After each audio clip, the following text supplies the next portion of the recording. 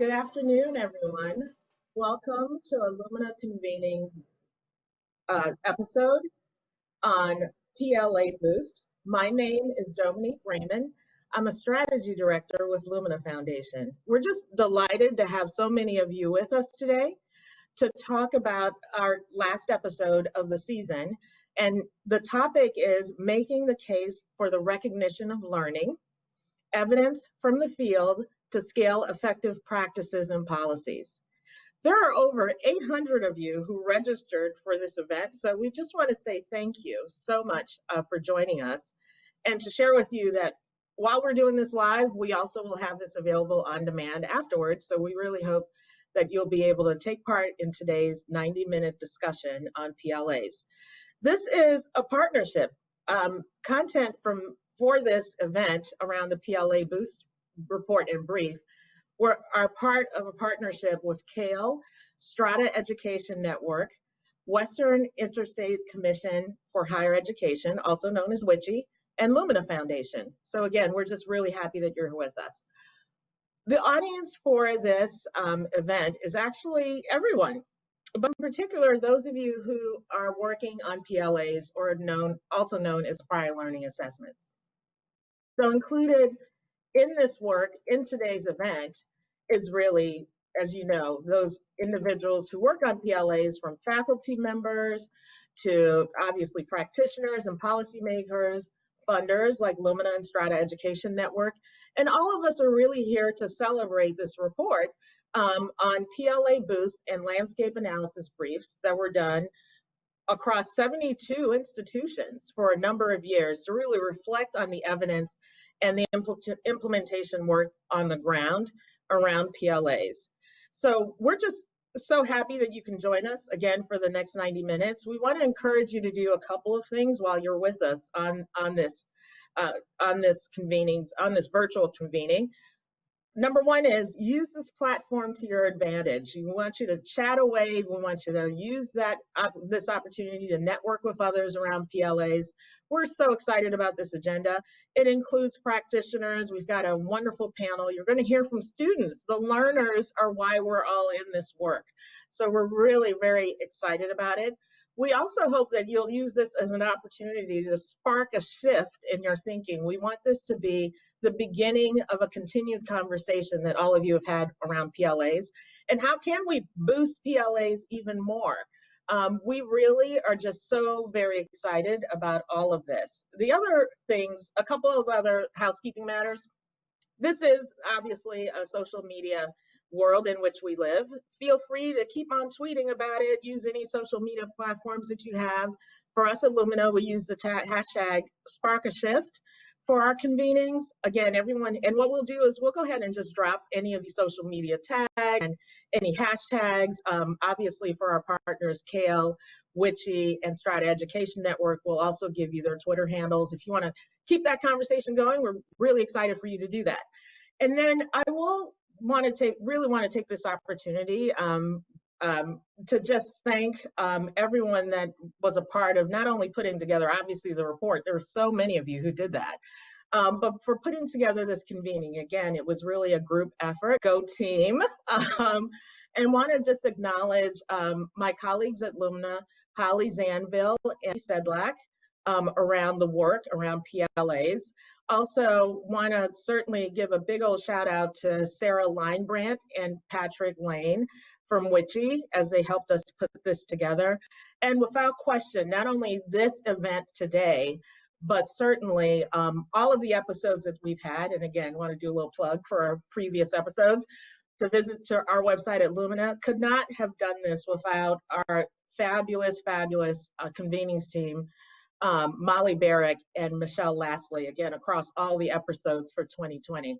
So with that, I really want you to enjoy this, learn a lot, connect with people, and I'm happy to introduce to you Patrick Lane with WICHE. Patrick, take it away. Oh, thank you so much, Domi. And thank you everyone for taking the time out of your busy day to join us. Before we dive into the stories from students and the research that we carried out with our colleagues at CALE, I wanted to give you a little background on the broader project and where we're going from here. In this work, with funding from Lumina and Strata Education Network, we captured the state of the field around prior learning assessment, working to document what works, what doesn't, and what changes we in the post-secondary space need to make. In our project, we undertook a big quantitative research project with Kale that you'll hear more about in a second. But we also worked with a host of national partners who prepared a series of papers on the challenges and successes in prior learning assessment from varied perspectives. Our partners include the regular alphabet soup of acronyms in higher ed, with briefs from ACRO and NASPA representing registrars and advisors, a focus on state and federal policy. We also looked at the challenges facing HBCUs in implementing PLA policies, as well as the necessity for them to do so in a brief written by the Thurgood Marshall College Fund, and many, many more. We'll talk about the key takeaways from the research we did with Kale later on, but the briefs identified a few key themes that you'll hear again and again throughout our time here today. The first is around communication to students. Usage rates for PLA were around 11% in the sample that we had in our research with Kale. In interviews and surveys of students, we heard and saw that finding out about PLA is way more difficult than it should be. There are some institutions that are doing a great job and we can learn from them, but information about PLA can and should be a systematized part of student outreach and communication, and it's just not today. Second is that there are some clear ways that PLA must do more to provide equitable outcomes. Our research shows lower usage rates for African American students and low-income adult students. This is coupled with survey results showing that African American students were less likely to hear about PLA from advisors than their peers. And the brief published by the Thurgood Marshall College Fund details the particular challenges that under-resourced HBCUs have in standing up robust PLA programs, although they do have a very innovative pilot project underway, and we're hoping that that can be a model going forward. Third, strong institutional commitment to PLA matters. This includes leadership, faculty involvement, advisors, and more. Institutional characteristics that showed adult-friendly policies were by far the predictor of higher PLA usage rates. Fourth is that PLA will really matter as we try to recover from COVID-19 and the social and economic damage that it has wrought. There are an enormous number of dislocated workers that have substantial work experience that may translate to post-secondary credit when it's rigorously evaluated, and that can help these individuals reskill and upskill and get back into the labor force really quickly. So from here, what's next? We're focused on taking these research findings and using them to improve student outcomes. We're looking at how this information can help institutions, systems, states, and even the federal government to ramp up PLA to serve more and more students and ensure that PLA practices help address the systemic inequities in our education systems.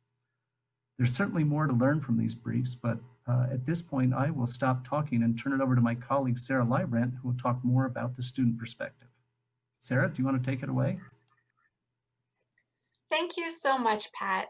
As Pat mentioned, my name is Sarah Librant, and I'm a senior research analyst here at WICHE. For the last 2 years, I've been leading WICHE's Recognition of Learning initiative, which has meant working with our partners on the development of their research and subsequent briefs that make up the landscape of PLA policies and practices. Many of the briefs written in this series, as Pat mentioned, include input from policymakers, system leaders, institution administrators, and practitioners. You'll hear more about these later today.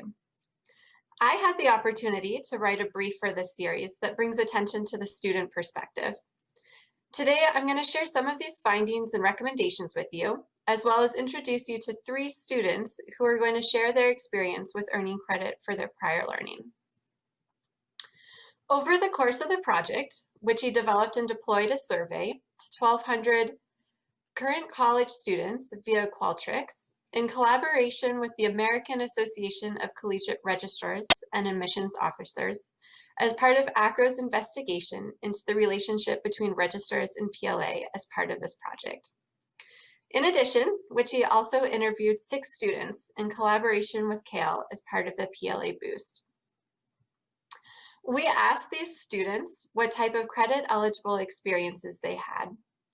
Students over the age of 25 were more likely to report work experience, completing a certificate or professional license, or enlisting in the military, while students who were younger than 25 were more likely to report having taken an IP AP or IB exam, or having had voluntary experience.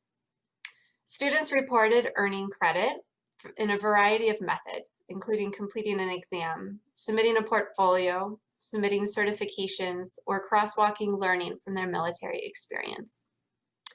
Next, we asked students how they learned about PLA.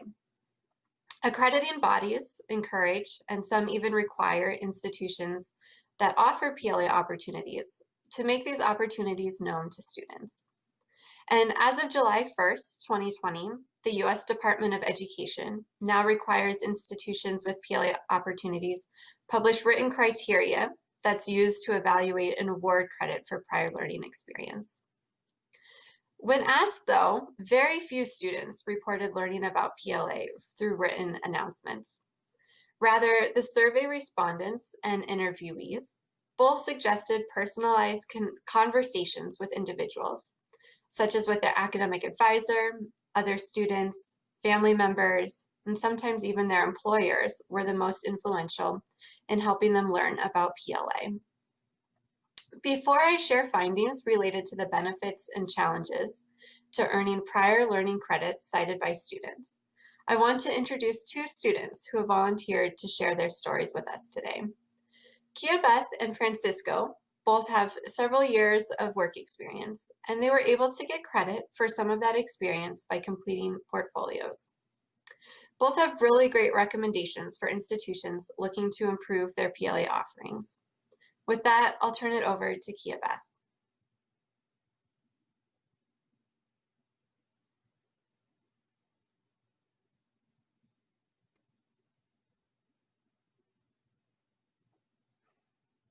Hello there, my name is Kia Beth Santos, and I am a business development manager working for a forensic toxicology drug testing laboratory in the healthcare realm. I am 32 years of age, and I work full-time, and I'm a mother living in Algonquin, Illinois. I graduated from National Louis University in December of 2019 with my bachelor's in business management with a 4.0 GPA, and also obtain access to the National Society for Leadership and Success. I was pretty much full-time doing online schooling through National Louis University, solely online, in addition to working full-time, parenting, etc. So as far as my employment history goes, I have been working with my existing employer, USDTL, for going on 10 years in March. Prior to that, I worked for a company called Namco Cybertainment in the customer service industry, and of course had several jobs prior to that, even during my teen years. So I obtained credit for prior learning based off of my past life experiences. I had to write a few papers, and of course had to justify that what I learned in life was considered, as we could say, life college. And I heard about it from the Assistant Director of Credit for Prior Learning, Tracy Costello, which was an absolute doll, was always hands-on with me, walking me every step of the way and helping me identify what I could write papers for. I remember hearing about it very briefly in the preliminary stages of me registering for National Louis University, but then through marketing emails through NLU, receiving my inbox, and in the NLU newsletter, I continued to see credit for prior learning more and more, and that's when I inquired about it and really saw the value and benefits of it. Figured, if I could write some papers, even if it takes me a few hours to complete and time to receive credit based on life college, why not? Being a parent and a full-time employee, it's so important of how I use my time. The faster I could accelerate my degree, the better. PLA benefited me because, again, I was able to save a lot of money, first of all, because I was able to write the papers in one flat fee instead of having to do all of these hours of online, spending thousands of dollars of money. So first and foremost, it meant a lot to me being able to save and cut back on my expenses. So this was definitely a blessing for me. Also, the fact that I was able to write these papers, get credits for them fairly quickly. I was able to graduate within a little under 2 years with my bachelor's degree because I already obtained my associate's degree back at Triton College. So that was definitely great. As far as now, post graduation, I am actually about to get a promotion in my company. Again, as I mentioned, I'm going to be with the company 10 years in March, and I am undergoing a promotion to become the supervisor of the business development department. Thanks to my degree, due to my degree, it was able to open doors for me. And of course, it's, not only great for me, but also my family, because the more money I can make, the more I can be a provider. So definitely great. And I, really thank Tracy Costello for being so hands-on with me during that journey and encouraging me. She was a great person when I was doing this walk of credit for prior learning. So the recommendations I would have is to definitely encourage it in the preliminary stages of a college enrollment student. As I mentioned, the reason why it became more and more apparent to me the importance of this was as I was receiving marketing information via email and looking at it through the newsletters.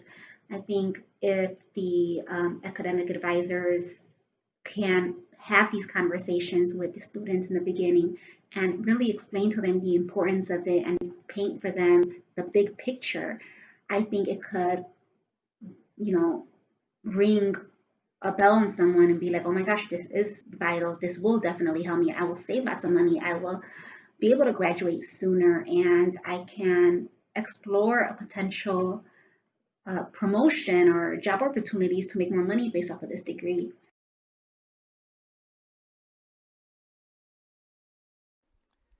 Hello, I am Francisco Javier Alvaria. I was born in Spain and I studied at the School of Tourism. For 14 years, I worked in all phases of the tourism sector and became the general manager of a tour operator in Cuba. When I arrived in Miami, I published my book, De Mi Para Ti, Cuba, From Me to You, Cuba. And after that, I started working in the media, first in the radio and something later in television. For 20 years, I was the main writer-producer of the most important television program on Hispanic television in the US, a daily 4-hour live show. In those years, I received many recognitions and awards. I was nominated 4 times for the Emmy Awards and won the Emmy in 2017 as a senior writer-producer. After 20 years, I was seeking greater challenges and new opportunities, so I moved forward and I started to work independent. I created my monthly magazine, Miami Wise, the wise way to know Miami, focused on families. After 2 years, I could realize that the advertising agencies and sponsors were only focused on digital marketing. Then I went to Miami-Dade College and enrolled in their certificate in marketing business operations. I knew about prior learning through one of my teachers. He told me I could get credit for my prior experience. One of the classes in which I could get credit was related to the Hispanic market. The other one was related to Hispanic immigration, a topic that I have worked for many years in the program. I think it was a challenge to express what was interesting and relevant to put in my portfolios, but following my teacher instructions, I wrote the most important things and looked for documents, photographs, and reference letters.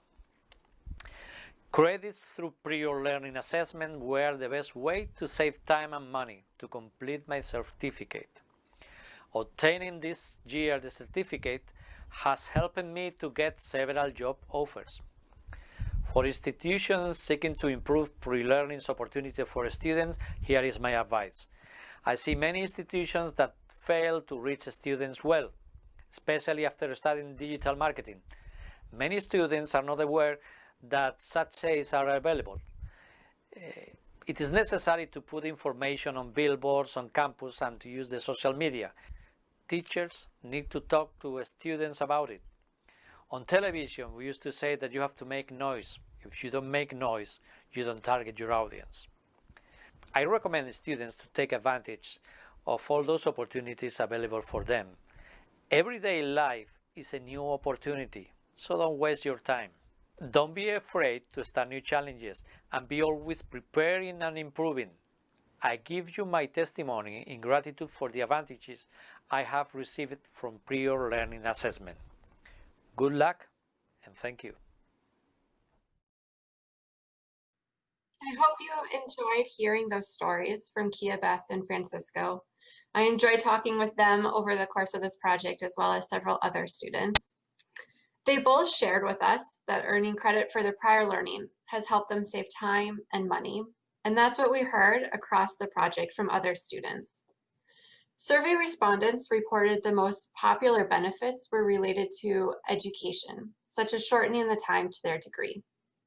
We heard from adult learners that PLA credit also benefited them in their careers. We heard this more so than from the younger students, while younger students reported that credit benefited them in their college career more so than older students. Student interviewees reported that earning PLA credits also allowed them to continue working while attending school. For example, one student told me, "I was working 2 jobs at the time. So the portfolio let me save money and time and continue working and not have to take time off of work."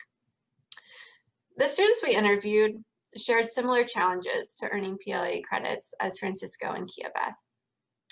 But we also heard from students who completed the survey that had indicated while they knew about PLA, they chose not to pursue this opportunity. And their responses in particular are useful as we think about how we might scale PLA programs.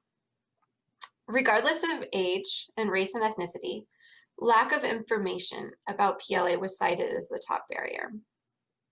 Adult learners also cited money and time required with more frequency than younger students.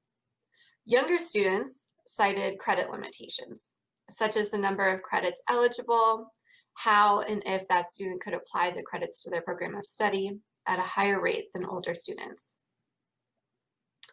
Adult learners, especially those who are looking to reskill or upskill because of the economic impact of COVID-19, often don't have the time or money to invest in their education if it isn't going to help their end goal. As stated by an adult learner who didn't attempt to earn credit for her prior learning in an open-ended survey response, "I think more information about the process and what is required would have been helpful. I am fearful, though, of going through a process just to be told it doesn't apply." While some students talked about cost savings in terms of tuition as a benefit to earning PLA, other students who relied on financial aid to fund their education reported that PLA fees were a barrier to them. So going forward, we need to think about all these different things. And in order to serve students equitably, we need to ensure that barriers to PLA are addressed. Kia, Beth, and Francisco offer very good suggestions for institutions to consider as they expand or implement PLA programs. To reiterate what they said, I'm going to conclude my presentation with 2 recommendations that come from many of the students we talked with. The first is to provide information about PLA to students early and often, and in multiple formats. Several students that I talked to recommended that institutions tell students immediately upon enrollment about the opportunity to earn credit for prior learning, but that institutions should stop there. For example, one student surveyed responded, "If I had learned about CLEP tests before taking my basic classes, I would have used them, but I was unaware." And another student who did not attempt to earn PLA credit reported that while earning credit for their life work experience was discussed during orientation, at the time to that student as they were getting oriented to campus, it sounded too complicated to pursue, and it was never mentioned again. The second piece of advice that comes from the students that I talked with across the project is to offer individualized, holistic advising regarding PLA. Many students interviewed suggested that institutions should connect students to an individual academic advisor who would take the time to learn about the education and employment history of each student. One survey respondent who did not attempt to earn PLA credit suggested that having someone guiding me through the process would have helped him attempt to earn those credits for his prior learning experience. Another survey respondent pointed to the need for institutions to proactively offer advising to students regarding PLA. This student said, I needed more information on the process and who even to go to for help to get it. So given what we've just heard from the student interview or from the student videos, I'd like you to weigh in and answer the poll question. What do you think is most important to focus on to increase access to PLA? You'll see that on your side. And I'm going to conclude with one more remark. The impact that PLA can have on student success is clear. And I'm so glad that we are able to hear from students like Kiabeth and Francisco and others on how we might consider improving PLA programs and policies so that more students can successfully access this important opportunity. We'll have the chance to hear from one other student today, but now I would like to turn it over to Becky Klein-Collins from the Council for Adult and Experiential Learning and back to Patrick Lane from WICHE to discuss findings from the PLA Boost and the landscape analysis.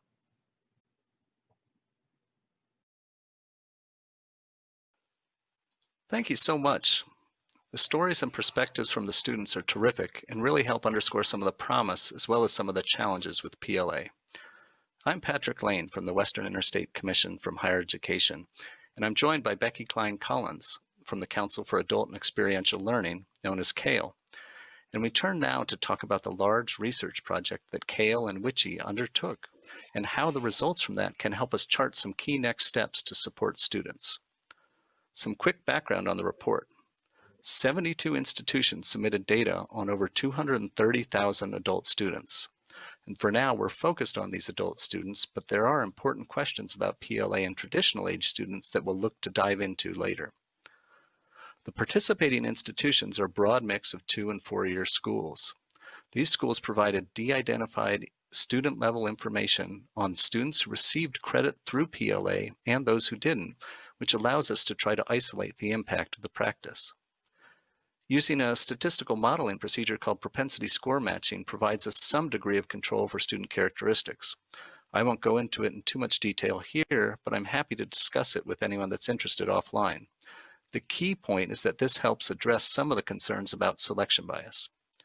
We found that receiving PLA credit increases the likelihood of credential completion during the observation period by 17% across all methodologies of PLA and 30% for students receiving credit through methodologies other than military recommendations from the American Council on Education. This is a large effect as we looked across the education landscape at the benefits of different interventions. While the boost due to PLA is certainly good news, the take-up rates are an area where much more work remains to be done. In our data, we see that about 1 in 10 students received credit through PLA, but this number is driven in large part by individuals receiving credit for military training through those ACE recommendations. Only about 1/3 of those receiving PLA did so through other methodologies, like standardized exams, portfolio assessments, or credit for other external training or certifications. 3 other key findings are also worth discussing, and if you download the report originally, these first two data points have been adjusted slightly from the original numbers due to a data error, but the corrected version is now up on CALE's website along with WICHE's. First, PLA credit reduces the time to degree for students. There is a benefit for students receiving any credits, which may be due in part to confirming that these students are college material in their own mind. We know this is a problem and a barrier for many adult students. But those who receive 12 or more PLA credits saved on average 9 to 14 months in completing their credentials. The amount of money that individuals save through PLA depends on a lot of different factors and certainly has some caveats. But as we look at tuition fee averages, we see a range of savings of about $1,500 for students at public 2-year institutions to over $10,000 for those at 4-year private nonprofits. The last summary point I want to make is around the business case for PLA. Most people on this call have probably faced resistance from CFOs or the business office centered on the idea that the institution is, quote, giving away revenue because these students are getting free credits. Leaving aside for now the more philosophical arguments that students simply deserve to have their learning recognize. The data clearly showed that this myth deserves to be busted. The students in our sample who received PLA credit took more than 17 more credits at the institutions they enrolled in than students who did not. This is one data point I hope everyone takes back with them. And as we're all facing tough fiscal times, when you hear, that we can't afford to invest in PLA because we need all the revenue we can get, show them this data point and tell them that the exact opposite is true. Now, Becky, you've been a leading expert in working with the data and research around PLA for years. Can you talk some about how these results compare to earlier work? Sure. So probably the best place to start is about 10 years ago when Kale published the first major PLA study, Fueling the Race to Post-Secondary Success, again with the support of Lumina Foundation. Our findings here show that adult students who earned credit through PLA at the 48 institutions that participated that time, they were 2.5 times more likely to complete their degrees compared to similar students with no PLA credit. PLA students also had a shorter time to degree than non-PLA students. But since that was published back in 2010, other researchers have conducted similar studies on PLA. There was a 2012 study of 4 community colleges that found that the degree completion rate for students with PLA credit was more than double that of students with no PLA credit. Also, Pat, you're familiar with Heather McKay at Rutgers. She did some work on one of the other WICHE papers. She has studied the Colorado Community College system for many years, and in 2016 published some findings there about their PLA initiative, and finding that the students with PLA credit had higher degree completion, and also that they completed the degrees more quickly compared to students without PLA credit.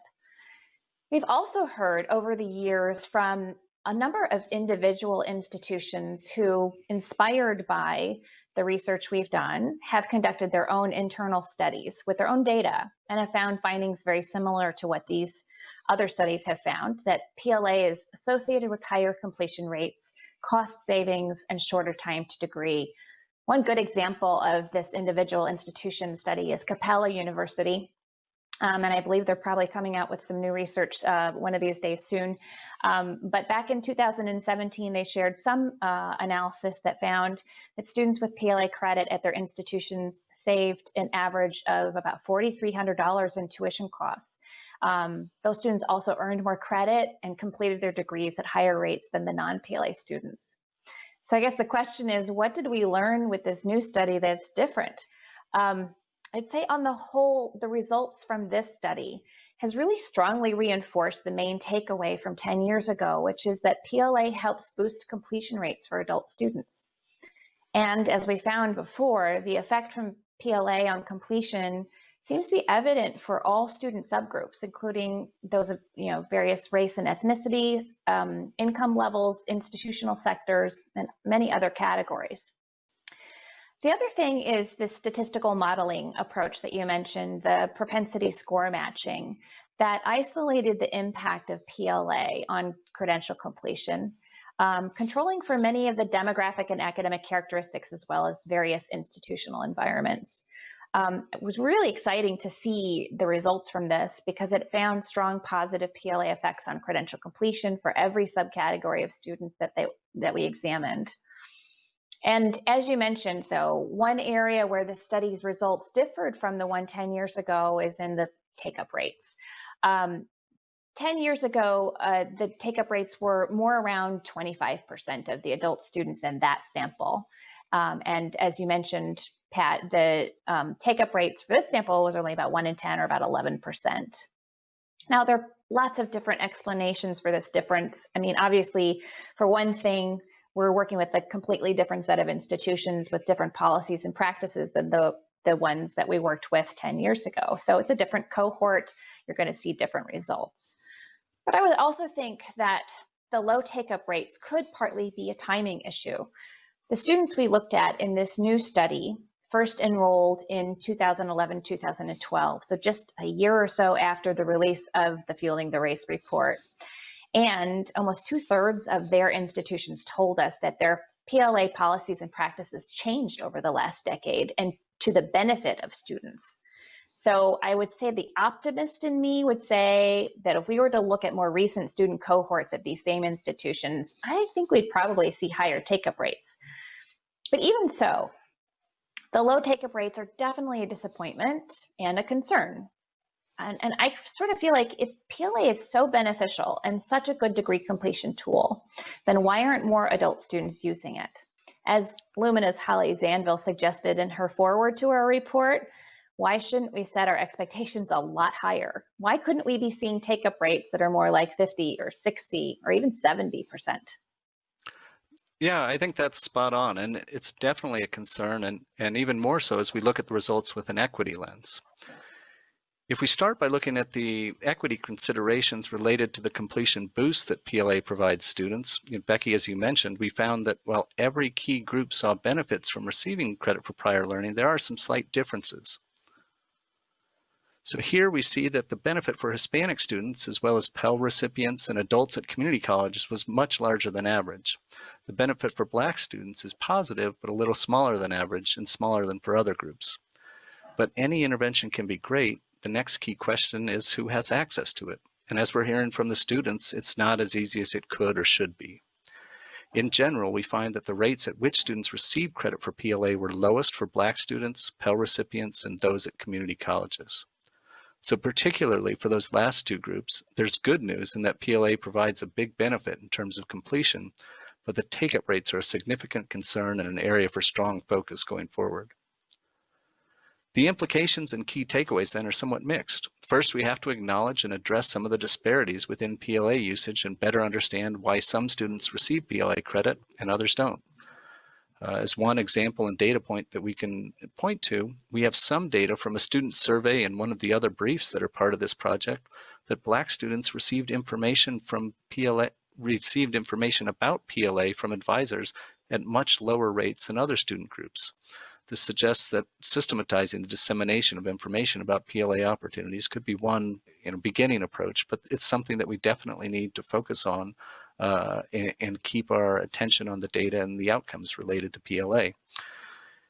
So if we take all of this together and recognize that PLA can and should be an important strategy in increasing attainment and really improving equity if it can be scaled up, Becky, would you be up for talking some more about some of the potential strategies and ideas that we hear from institutions that they're using successfully? Yeah, happy to.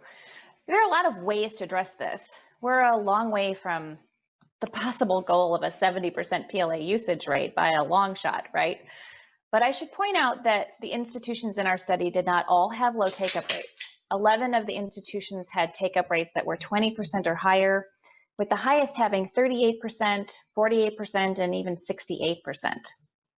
So high take-up rates are not outside the realm of possibility. And as I mentioned before, my guess is that a lot of the colleges in our study, if you looked at their more recent student cohorts, would probably show higher take-up rates as well. I really believe that changing policies and practices at institutions can make a real difference. And we've heard from many of these institutions about some of the things that they have done to raise awareness about PLA among their students and support their pursuit of PLA. I think Sarah Librant mentioned earlier in this convening that across the project, students have shared with us a number of reasons why they have not chosen to pursue PLA credit for their prior learning, including kind of the obvious ones, like they're not hearing about it, the cost associated with it, the time that's required, but also credit limitations potentially and how they can use those credits in their degree programs. So institutions should definitely consider strategies that address those issues. For example, make information about PLA easily accessible, including providing a process map for the steps that students need to take. You can take a look at the fees that you are charging and see if there are changes you can make to reduce those. You can take a look at whether the process you are using is streamlined and easy for students to engage with PLA, and then also revisit your policies to see if there are ways that you can expand how PLA credits can be used in a student's degree plan. There's some other strategies as well that we have heard from various interviews with institutions who have PLA programs and that they found to be very effective. One is to have some really intentional outreach to students on PLA. One of our participating institutions talked about being really proactive with PLA. They mention it at enrollment, career fairs, orientation. Another institution said that PLA is prominently placed on the website, and there are other outreach materials like a 2-minute marketing video, and then also information sheets for each degree program that discusses how PLA can be used in that program. Other institutions have talked about PLA being integrated and being part of every advising discussion, even pre-enrollment. Those early conversations can get adults thinking about completing their general education requirements through PLA, or making sure that PLA is part of the entire transfer credit discussion. The idea here is to make sure that students are guaranteed to hear about PLA at multiple touch points within their institution, and not that it's left to chance. And I would add, get creative with this. One institution told us that on their admission forms, they ask students to check a box if they're interested in a degree acceleration review. So that's a new term, right? A term that they really use for a PLA review. And what's nice about that is it doesn't leave the students scratching their heads wondering what the heck PLA is. So another institutional strategy is, to fully invest in PLA. We heard this from one institution in particular, and what that meant at her institution was not necessarily spending a whole lot more money. It means making sure that everyone at the college understood the benefits of PLA, whether that's through some sort of formal training or professional development of faculty and staff, or through something like cheat sheets or job aids that help advisors in their conversations with their students. Another way to invest is to streamline the process of PLA. One of our institutions found ways not only to reduce the cost of challenge exams at her institution, but also established a process where the student could get same-day exam results. Those are things that matter. Another institution told us that they don't limit PLA to courses only offered at that institution. Students can bring a lot of learning that doesn't always line up exactly with your existing course learning outcomes. But really, this is an equity issue. Student groups that have been historically underserved in higher education are likely to have learning that is underrepresented in your course catalog. So expand your thinking about what kind of learning deserves to be recognized and given value in your degree programs. And then finally, you can strengthen your PLA program and generate more student interest by engaging with partners outside of the institution. So first, engage with business and industry as a first starting point. If they know that their industry certifications can be evaluated for college credit, they might be inspired to steer their workers to your programs to save some time and money. And then also invest in relationships between community colleges and with four-year institutions to ensure seamless transfer. And then particularly important as we look to training dislocated workers for new jobs, reach out to your workforce investment board. Start working with them on how to integrate PLA strategies into their programs, or how to advise workers with lots of learning on where to enroll to have that learning recognized for credit towards degrees and other credentials. I think this last point, connecting to job training programs, is really critical right now as we think about how we collectively support adult students in our current economic circumstances. So Pat, I wonder if you might talk a little bit about this. How have you been thinking about PLA with respect to addressing the loss of jobs and income that people have been dealing with this past year in particular? Well, it's great to end with the easy questions, Becky, so thank you. And even with some optimism on vaccines on the horizon, I think we're still in a period of virtually unprecedented uncertainty around the economy and our workforce. It's not clear what shape the recovery will be. You've undoubtedly heard experts talking about V-shaped and U-shaped recoveries, or even K-shaped recoveries, where different groups experience markedly different paths forward. There's also some preliminary research and well-informed speculation about how the economy and the required workforce may change going forward. Well, it's clear that we've made some headway on regaining employment. One data point I just saw said that we've only recovered 12 million of the 22 million jobs that were lost in the early stages of the pandemic. And many think that the low-hanging fruit here has already been gathered, so it will take significant efforts to recapture those remaining jobs that we've lost. It's clear that even in the best case scenarios, we'll have a lot of dislocated workers needing new and different skills to re-engage in the economy. These workers have long track records in employment and expertise in the workforce, and in many cases have college-level learning already. Accelerating their pathways to credentials through PLA must be part of our recovery strategy. Going beyond the data and research to look back to our student stories makes this imperative even more important. This may require, as Becky said, thinking outside the box, as we'll need robust PLA programs stood up very quickly. And there are certainly models to draw from here with innovative partnerships and collaborations to scale PLA in places where it didn't exist before. So we're looking forward to other new and exciting approaches. And with that, I think we can sort of stop talking and we'll get to hear from the last of our students now before turning to that institutional perspective in some more detail. So thank you.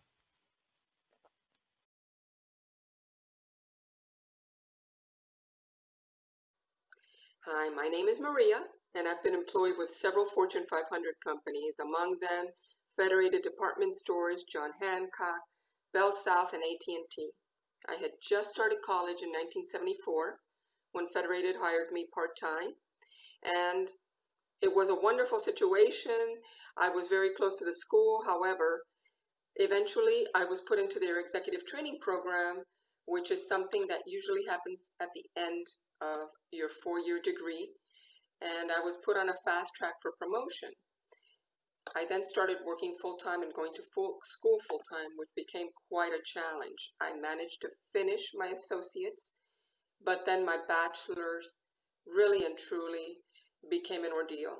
And I knew one of the two would suffer, so I decided to continue working with Federated, where I was on my path to becoming a buyer.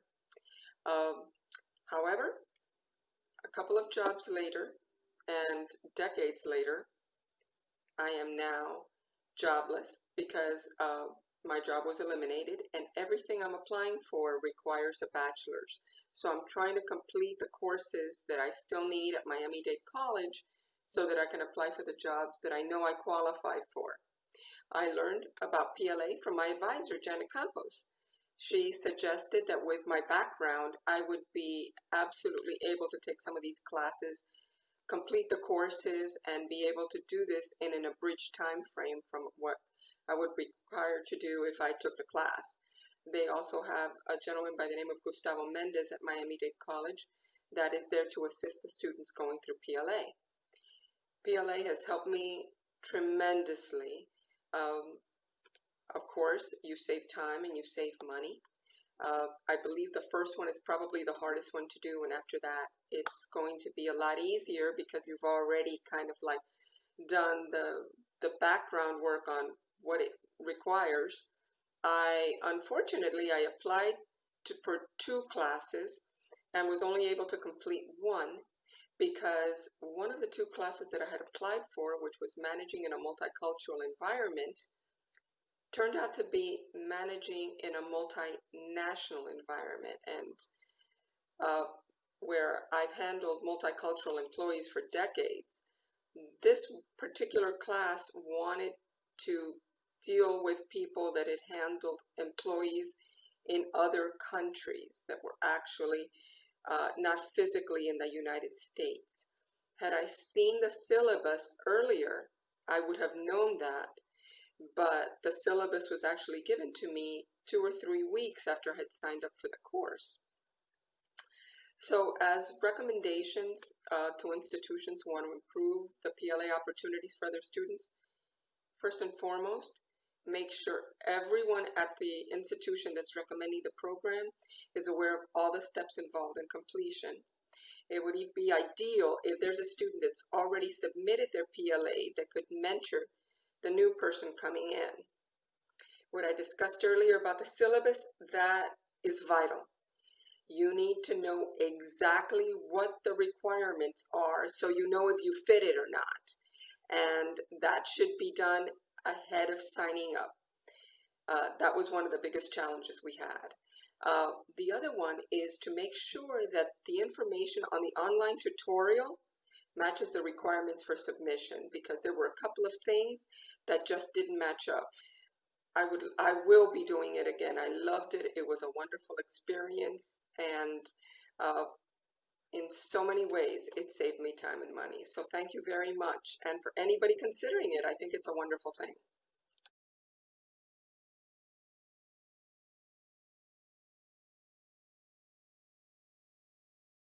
That was great. I love hearing all these student stories, and it really helps to bring the great data that Pat and Becky shared come to life.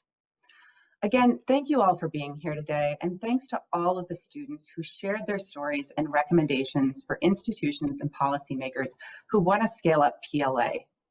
We now want to turn our attention to our panelists who are working on the ground in institutions with students, faculty, and leadership, and hear from them about the various efforts underway in each locale. What suggestions or advice our panelists have for others as we move towards COVID recovery, and how we might better support current and potential students, particularly adults and students of color. As a reminder, we also want to hear from you. So if you have questions for our panelists, please feel free to post those in the chat and we will get to them during the Q&A. Without further ado, I'm excited to introduce our panelists. Matt Bergman, Associate Professor, College of Education and Human Development, University of Louisville.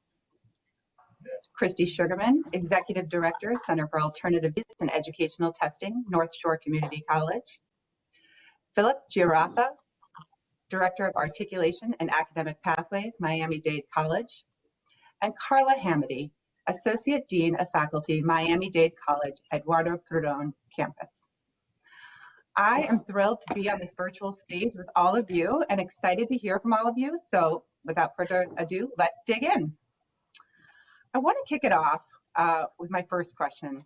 One concern, and we heard this, in the research that was shared, that we hear about PLA is that it takes away revenue from the institution.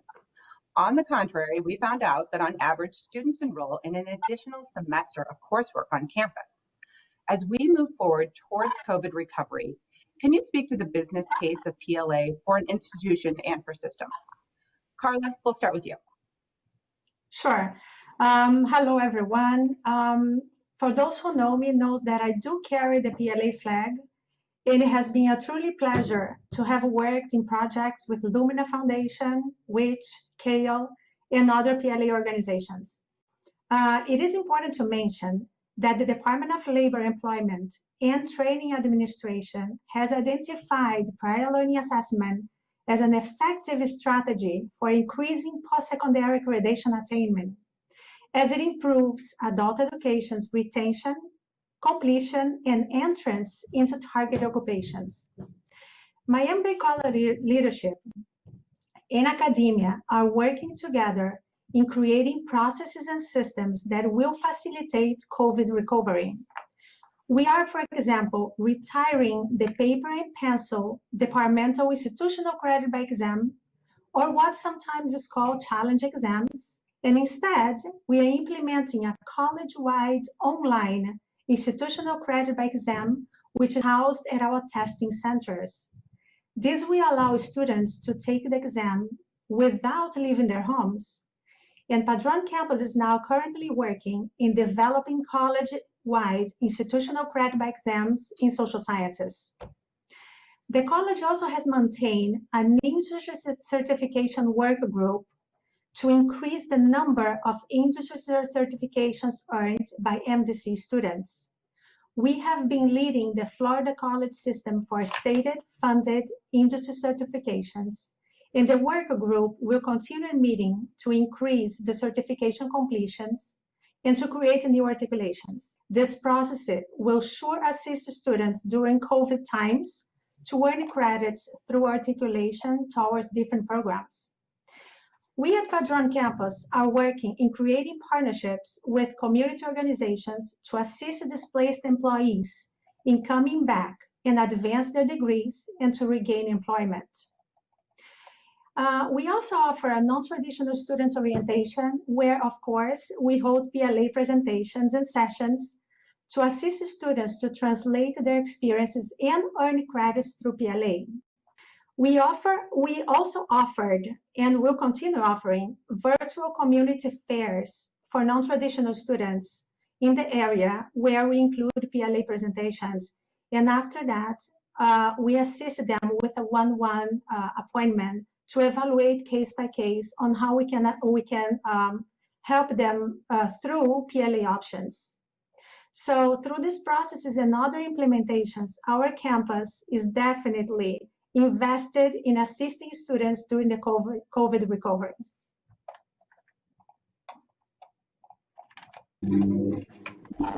Thank you, Carla. That's amazing, all of the work that you are undertaking in this domain. It's so exciting to hear. Matt, let's turn it to you for another perspective on the same question. So the logic would suggest that when you offer PLA, you are taking away revenue from the institution. Just naturally, our administrators and faculty just perceive that to be the case.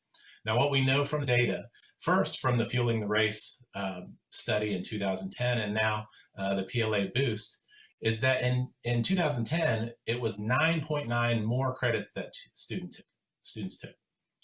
Today, it's 17.6 more credits that students take if they have access to PLA. So that suggests that if we just offer PLA, we have a net tuition gain. So we have to acknowledge that and become more adult friendly. As we heard from the study, that adult friendliness is a significant predictor of PLA use. And with uptakes and usage around 11%, we have to expand that, and we are doing so at the University of Louisville. We've expanded it to our organizational leadership program and 9 specific tracks within that major, as well as criminal justice, the RN to BSN program, and then also a new interdisciplinary studies degree. We're trying to find ways to look at the college level and credit-worthy learning that has happened for oftentimes decades from these individuals. Like we heard from Maria, she was a 1974 graduate. She's got a lot of work experience, and we need to tap into, at a greater rate across the country, a pathway for her to get to graduation more efficiently, at a greater rate and a greater pace, but acknowledging that because of this retention, we're actually net positive revenue in tuition. Thanks. That is fabulous news to hear. And again, I think we need to constantly sort of dismantle this narrative specific to the revenue component. Christy, one more perspective on this. Would love to hear from you. Thank you so much. So I think implicit in all of this is that credit for prior learning can attract people to our colleges that may not otherwise enroll. And that's to programs and to colleges. We saw an example of that at North Shore Community College, where one program, due to it was an externally accredited program, and for whatever reason was not allowing PLA, and another program was. And when we had the influx of veterans and active military that came in, they ended up flooding into the program that took credit for prior learning, because these students have they've learned, and particularly the military students have learned the shopping behavior when it comes to credit for prior learning. So there's a very real chance that they would choose your school and choose a program within your school based on the opportunity for credit for prior learning. So I think that is one of the biggest cases. Another thing that we have benefited from as a leader in our community college system at North Shore Community College is we have benefited from, because credit for prior learning is a proven strategy for affordability, access, and success, we have been able to gain philanthropic support to enhance our credit for prior learning programming across Massachusetts. So while that's sort of on the cusp of a business argument, it's still bringing more money into our institutions so that we can better serve our adult students. It also provides a unique selling point for a college to be a like the #1 at serving adult students, both in your state or even in the United States. For example, North Shore Community College is 13th in the United States for serving adult students, and certainly our PLA programming has a lot to do with that. Thank you. That's wonderful. Thank you so much. I think you all have laid out a great case for why folks can benefit from PLA, both institutions as well as students. And I'm certainly going to send folks who are on this call today in this convening to talk with all of you. I want to shift us now to thinking more about the students who are impacted. In one of the briefs that was written as a part of the landscape analysis, we highlighted the role that PLA can play in COVID recovery. Can you speak to ways that your institution is considering making changes to PLA policies and practices to better support current and potential students and displaced workers? Philip, I would love to hear from you. Sure. Well, thanks for having me today. I think when it became apparent that this pandemic was going to have a lasting impact, we were all forced for a long period of time to work remotely. Miami-Dade College had to pivot. And just to take a moment to let you know how large we are. So we are 8 campuses plus a virtual college. We are one of the largest degree granting institutions in the country. And with that said, the challenge of really moving our PLA program forward was that we were so accustomed to doing things on a face-to-face basis. A lot of our processes were manual. So we had to shift rather quickly to digitize many of our PLA modalities during the pandemic as it's still going on. And in doing so, we were able to really digitize our modalities for processing industry certifications, licenses, micro-credentials, as well as procedures for requesting credit by exams. And in doing that alone, we created faster, more efficient processes for awarding PLA credit. The other thing we've done during the pandemic, and Carla touched on it briefly, is that we expanded our PLA opportunities to crosswalk various workforce training programs. So we were reaching out to a lot of industry providers in South Florida who offered workforce development programs and certificates, and we were really working with them directly during this time to let their students, to let their workers know that these opportunities are available at Miami-Dade College. But then I think the second part of this, it speaks directly to this question, is Miami, and South Florida continue to see unemployment rates rise. And to focus on a particular industry, I'd probably want to focus on the thing that's most synonymous with Miami, and that's travel and tourism. I mean, you come to Miami, you know about the beaches, food and wine festival, and everything that's synonymous with Miami. And with that industry has really taken a hit. Now, Miami-Dade College during the pandemic, as we started seeing this large number of the rates of unemployment going up, we began to advertise PLA opportunities through many modalities, through enrollment management campaigns. But we also believe that the market, the industry, is going to rebound and jobs will return. And we have our eye on the future there. So with that said, is that many of these jobs in the industry, we see a potential for professional development, increased compensation, and job responsibilities. Therefore, what we want to do is ensure that we further enhance PLA offerings, particularly in this workforce-related industry. And the goal here is to support these experienced job seekers because returning to school offers opportunities for upskilling, whether it's a college degree or a college credit certificate. So with that said, what we are doing now is we're continuing to explore additional crosswalks with the industry. We're hoping to expand our portfolio process to offer opportunities amongst more hospitality and administration courses. And I think that is just the foundation of things that we're going to do moving forward. That's great. And I love to hear about the work that you're doing in terms of the crosswalks with industry and really that focus on working with employers and those partnerships. It's so critical moving forward. I'd love to hear from Carla for another perspective on some of the changes that you're working to implement around policies and practices. Sure. The importance of prior learning assessment at Miami-Dade College is really codified into the college policy, right? When it talks about the college commitment to a belief that individuals' learning should also be processed through advancement placement, credit by examination, and individual study. So as such, Miami-Dade College leadership does provide an incredible support to the Office of PLA, which serves to assist students and minority to validate non-traditional learning. And echoing some of Philip's words, at this time we are making changes in policies and revising practices to better support our students, especially when it relates to portfolio assessment, to provide support on the overall process, and the institutional credit by exam to streamline the student testing experiences.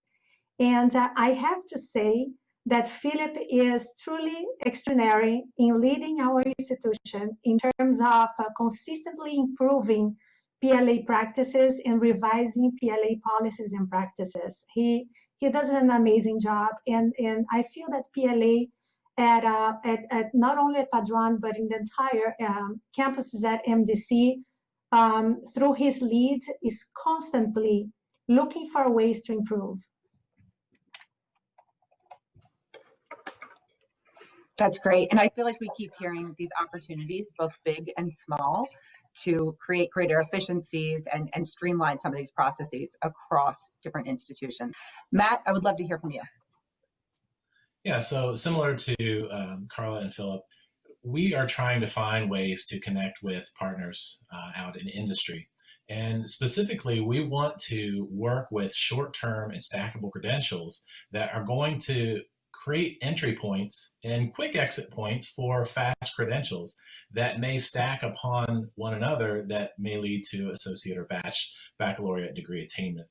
So we're expanding those in specific ways like healthcare leadership and human resource leadership certificates that we've just recently gotten approved. But also, we want to use those as a conduit to talk with industry and look at their entire training catalog so that we can evaluate and assess some of the learning outcomes that happen in those training exercises, that continuing education, the professional development that may translate well into academic credit, and get that onto a database at our institution, and then expand that beyond just the University of Louisville and create a kind of national standard database with other institutions that are really focused on working on prior learning assessment and moving students to and through more efficiently.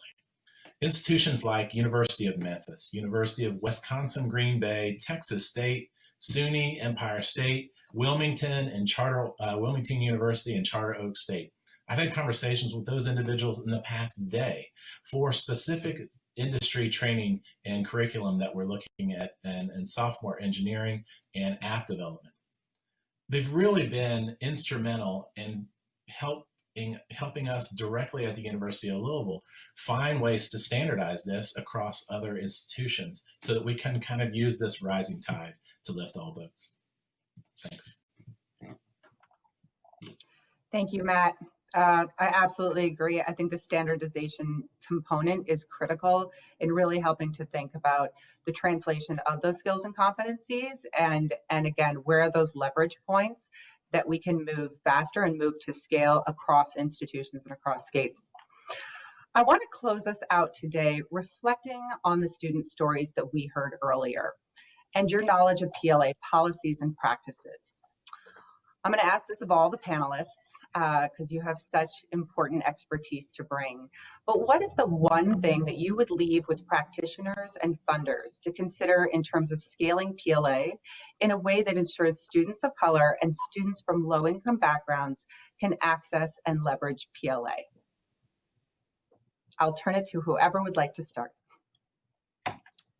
So I'll start. This is Philip. First, I think we need to go beyond the messaging. Save time and save money. I think those words need to be put into action. And I think by doing so, I think what each institution has to do is really have a dedicated office that is there to service students, that will serve as a liaison and an advocate to students, that will be able to spread the message or really work to support the student when it comes to meeting with academic departments, department chairs, testing centers, the Office of Veteran and Military Services, academic advisors. Having someone in place that will really work with the student or actually advocate for the student, and by doing so, by getting everything set up, by keeping things in a funnel, okay, it keeps the student engaged, it keeps them connected, it takes away the frustration, and it's no longer coming back to college for many of these adult learners will no longer be as intimidating if you have some sort of mechanism that will be able to streamline their needs, their unique. And I think that's really important because each student that comes in with PLA for the most part has very unique experiences and they want to be heard. So I think having that advocate in place that will really be able to work through the college to support them is critical. And I'd like to echo. Christy, how about you? I'd like to echo what you're saying there. Oh, I'm sorry. No, after you, Go ahead, Matt. After you.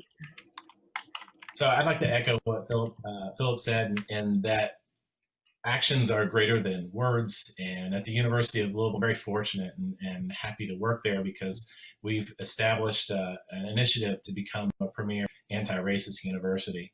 I looked at our website and we have 14 new initiatives alongside a brand new cultural center that are coming on board as of 2021. We also have 8 programs, majors that are focused on diversity, equity, and inclusion.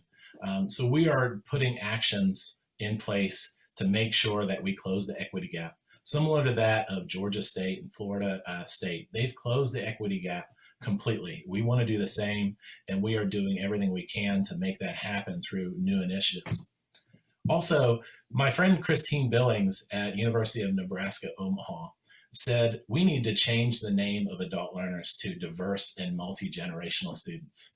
I think that is a brilliant move to make sure that our students get a more focused seat at the table as part of the overall campus community and kind of the fabric of more traditional institutions, so that we can get the resources for these individuals that are older and less traditional in their approach to education. Thank you.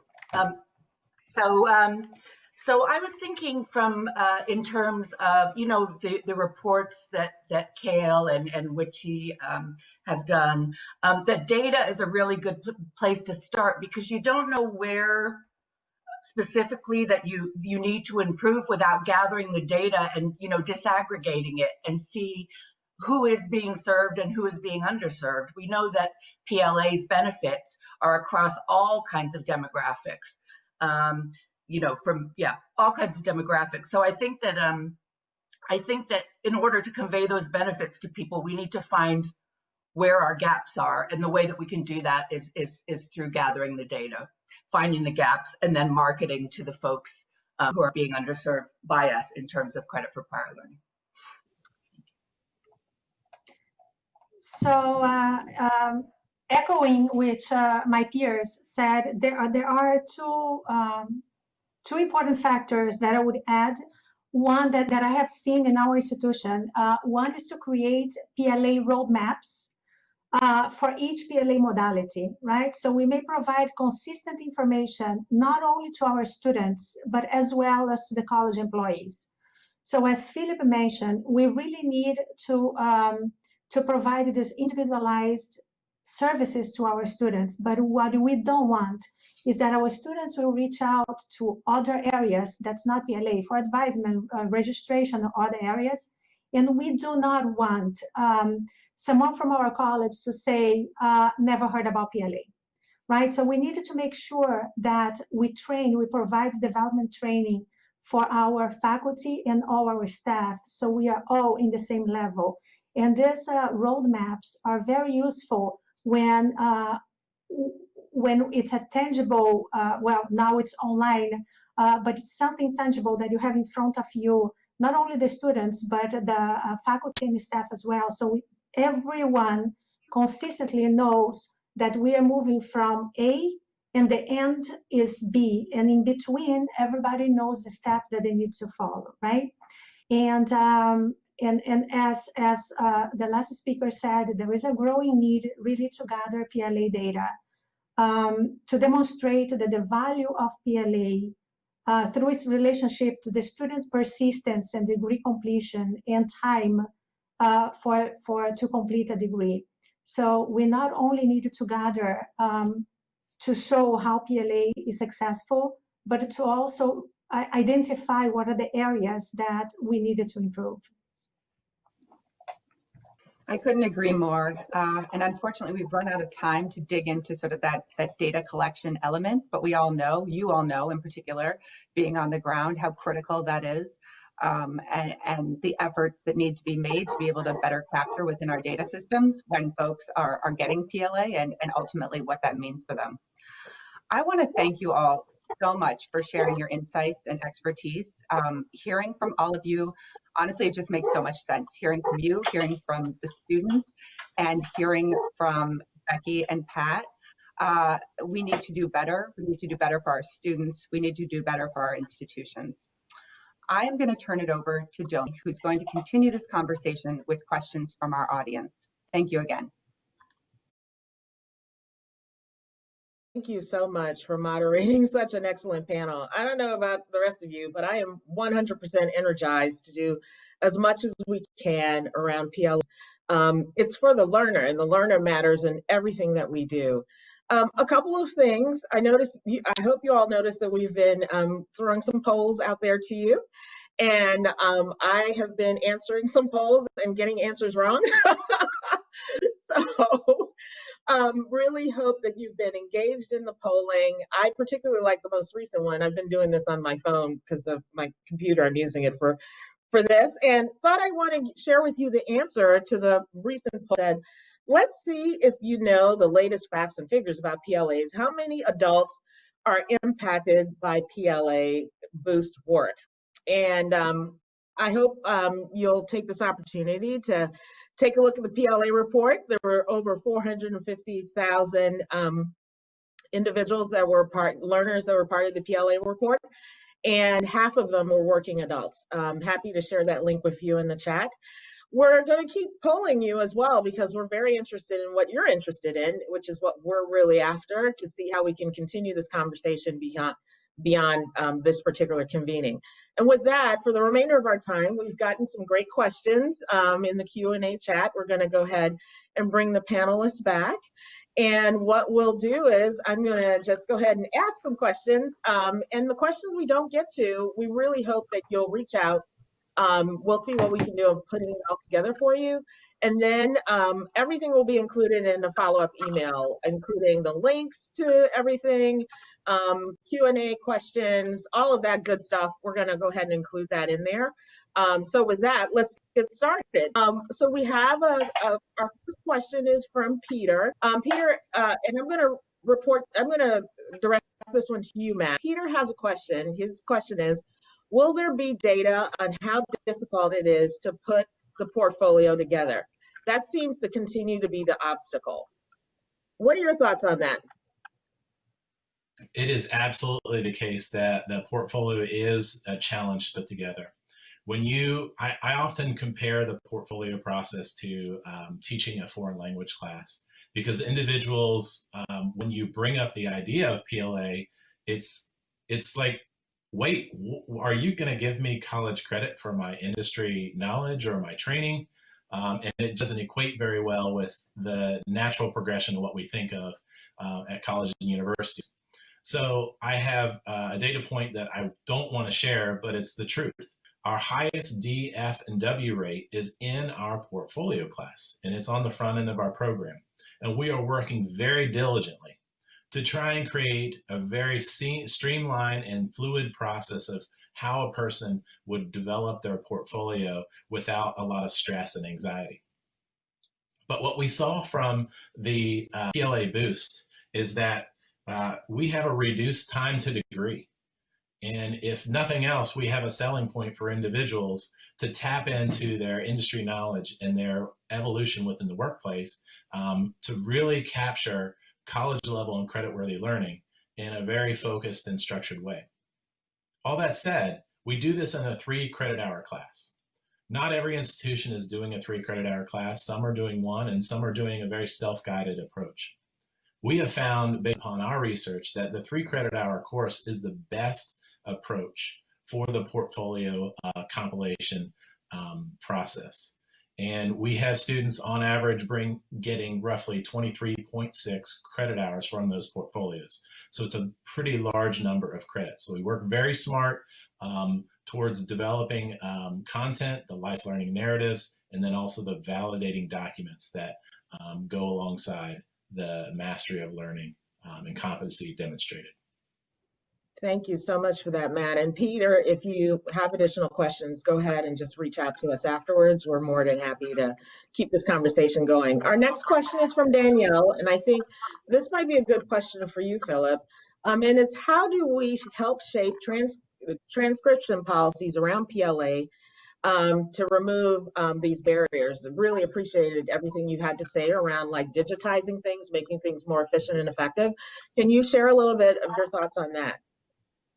So the first thing is at the institutional level, it's really the put together the team that is going to lead the transcription process. So basically, when we first moved into digitizing all our processes, there were multiple individuals that we had to bring on board. We had to bring on board our registrar, that was first and foremost. We had to bring on board our academic departments, our deans. We had to bring on board, in some cases, if there were fees associated with certain certifications, we had to bring on board our bursar's office.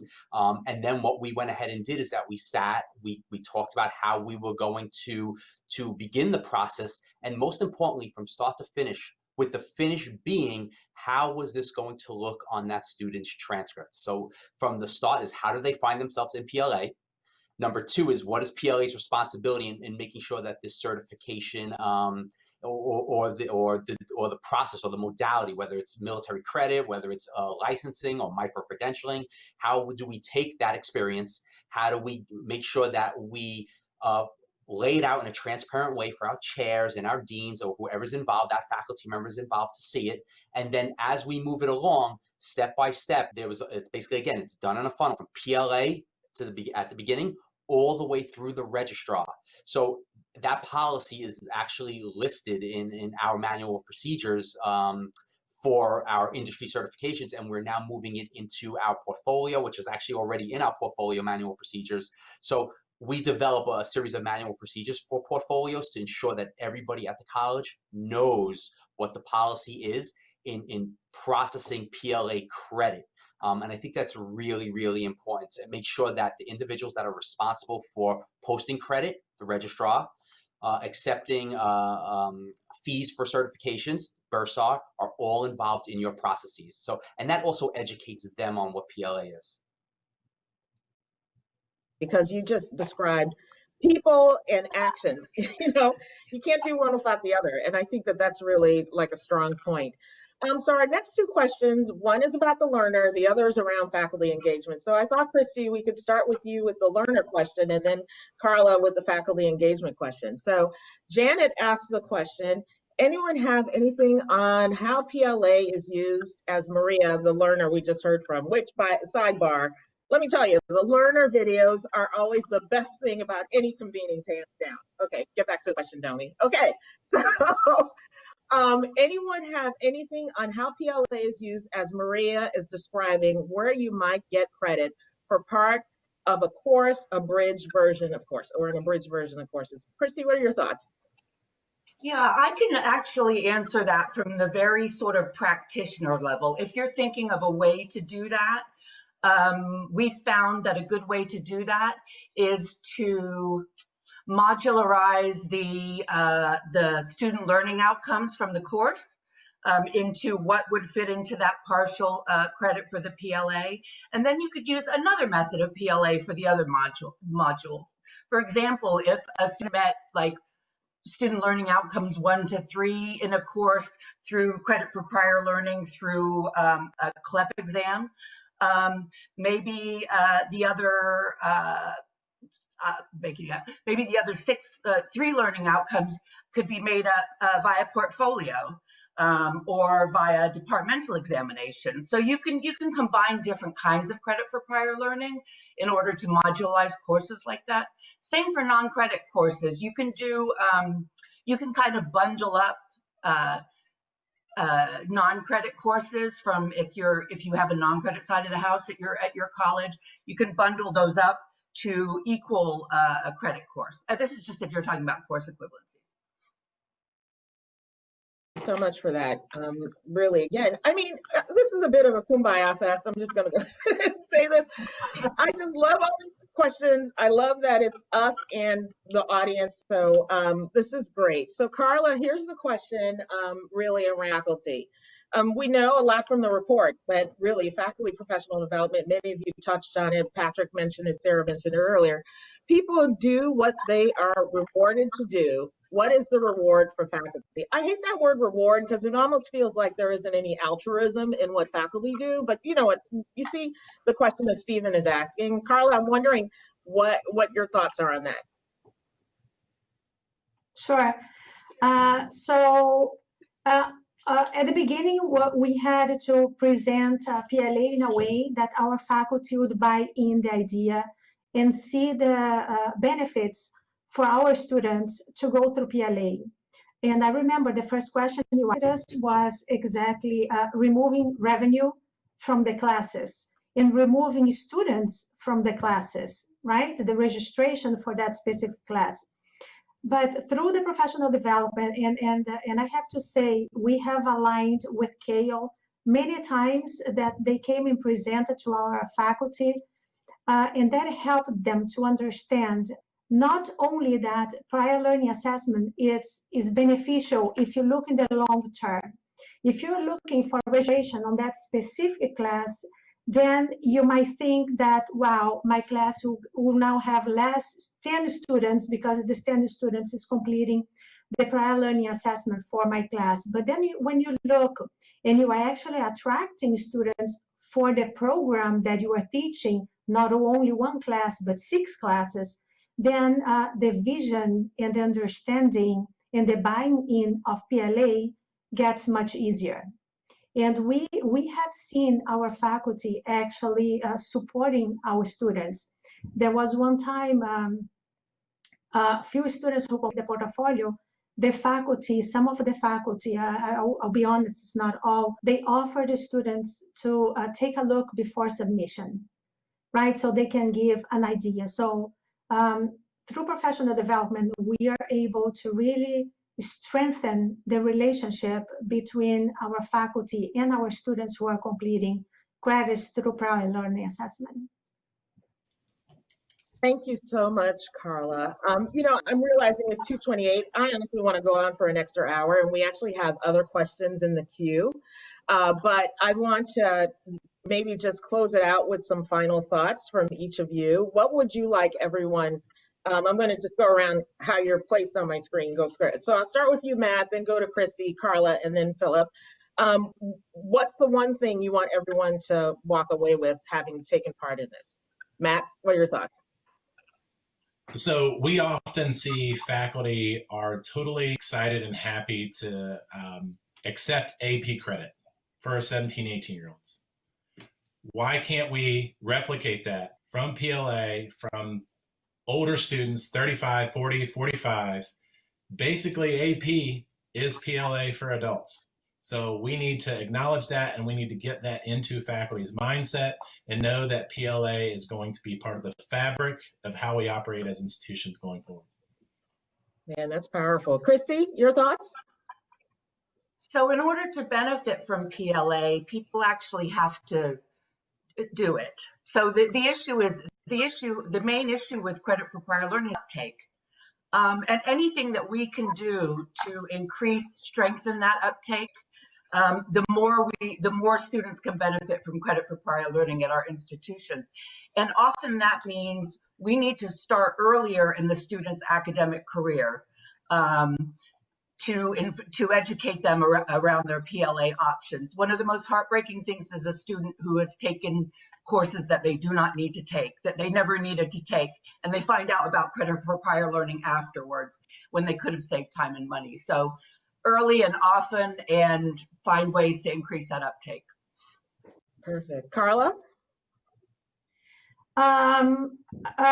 Three things basically. One is to strengthen communication about PLA within the institution. And I would say the second, to really collaborate with other institutions. There is no shame of having to call other institutions and ask, hey, what are you doing in relation to PLA? And if it's a good idea, let's try to implement in our institution, right? And I would say that the third thing is data. We needed to keep track of our PLA students, and we needed to encourage other institutions to do the same. So we use that not only to look at the places that we needed to improve, but to show the leadership and to show organizations, even outside of our higher education institution, that PLA is positive and PLA hopefully is to stay and has to be strengthened. Perfect. And Philip, you get the final word. So I'm going to bring it to a macro level, a policy level. And I think that there are students that actually have the opportunity through micro-credentials and badging to receive skills that could be translated into PLA. The problem is that there are certain accrediting bodies for many professions that do not allow prior learning experiences that can be utilized towards a degree. And speaking from the social work perspective, because I know that is the case in that profession, okay, that if students have these credentials that are nationally recognized, that they are state approved in some cases, okay, and when it's time to take those credentials and hope to maybe get some credit for some introductory level courses or some electives within that field, the institution unfortunately cannot do anything about it because it's the accrediting body of the profession. So I think there has to be some sort of a movement to really look at some of these accrediting bodies to have them rethink their position on PLA. Good God, man. Let's just like get a whoop whoop for all of us. This is amazing. I just want to thank not only each of you on this panel, Matt, Christy, Carla, Philip, certainly Patrick Lane, Sarah Leinhart, the students, the Heart Owie, oh my God, and of course, my colleagues, the fabulous Holly Zanville, who had a question, but didn't have time. And when we said lack, our whole team at CCA, our production company, Agency EA, thank you. We just want to thank all of you. This is the beginning of a conversation that we're talking about with PLAs. This number around 10 to 11%, as everyone else has said on here, needs to be 50, 60, 70%. And I'm going to end as I did previously. I was sharing before how our board chair recently said at a staff meeting, racial equity has to be the first consideration in every situation. And to me, PLA fits that perfectly. How do we make certain everyone has access to the learning and that their learning counts and that they as learners matter? All right, with that, we want to say thank you to everyone. Thanks for staying a couple of minutes over with us. Continue the conversation with us. Listen, the poll is still running. If you're interested in learning more about PLA Boost, go to WICHE's website. You can visit Kale, you can visit Lumina, all the other pieces. But want to just say thank you so much to all of the panelists. And more than anything else, we want everyone on this call, you and your family, to have a happy and a safe and a healthy holiday season.